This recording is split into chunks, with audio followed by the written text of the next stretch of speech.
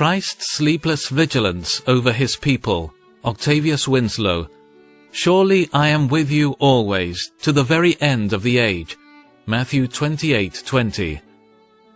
What an exalted and endearing truth is Christ's sleepless vigilance over his people. Imagine yourself threading your way along a most difficult and perilous path, every step of which is attended with pain and hazard, and is taken with hesitancy and doubt.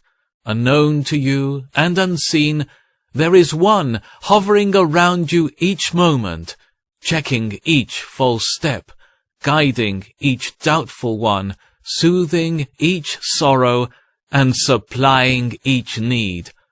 All is calm and silent. Not a sound is heard, not a movement is seen, and yet, to your amazement, just at the critical moment, the needed support comes. You know not from where, you know not from whom.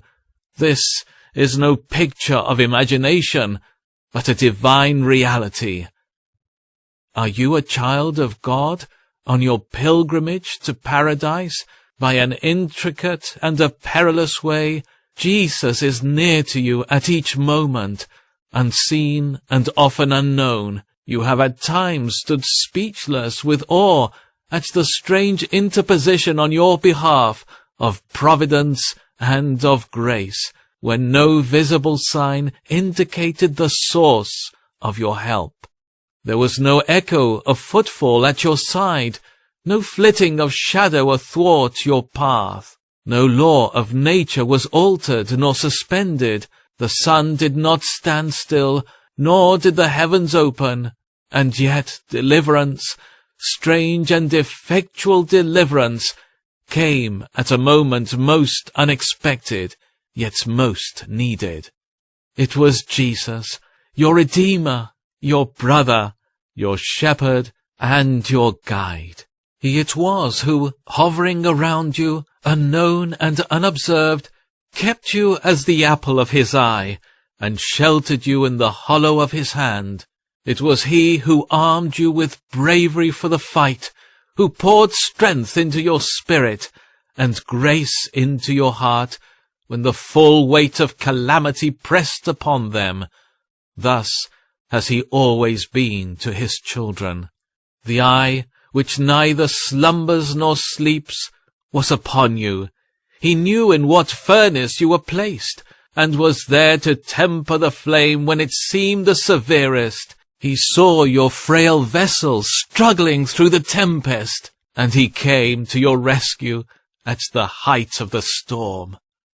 How has he proved this in seasons of difficulty and doubt? How often, at a crisis the most critical of your history, the Lord has appeared for you. Your lack has been supplied, your doubt has been solved, and your perplexity has been guided.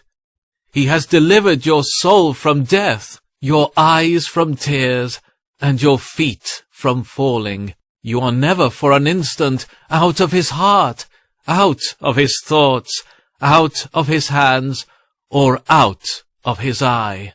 Go then and lay your weariness on Christ. Take your bereaved, stricken, and bleeding heart to him. What is your sorrow? Has the hand of death smitten? Is the beloved one removed? Has the desire of your eyes been taken away with a stroke? Who has done it? Jesus has done it. Death was only his messenger. Your Jesus has done it. The Lord has given, and the Lord has taken away. And what has he removed? Your wife? Ah, Jesus has all the tenderness that your wife ever had. Her love was only a drop from the ocean of love which is in his heart. Is it your husband? Jesus is better to you than 10 husbands. Is it your parent, your child, your friend, your all of earthly bliss? Is the cistern broken? Is the earthen vessel dashed to pieces? Are all your streams dry? Jesus is still enough. He has not taken himself from you, and never, never will. Take your bereaved, stricken, and bleeding heart to him, and rest it upon his heart, which was once bereaved, stricken, and bleeding too. He knows how to bind up the broken heart, heal the wounded spirit, and comfort those who mourn. What is your sorrow? Has health failed you? Has property forsaken you? Have friends turned against you? Are you tried in your circumstances? Are you perplexed in your path?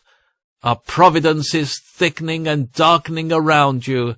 Are you anticipating seasons of approaching trial? Are you walking in darkness, having no light?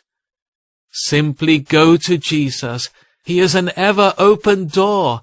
He is a tender, loving, faithful friend, ever near. He is a brother born for your adversity. His grace and sympathy are sufficient for you. Go to him in every trial.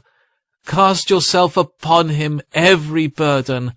Take the infirmity, the corruption, the cross as it arises, simply and immediately to Jesus.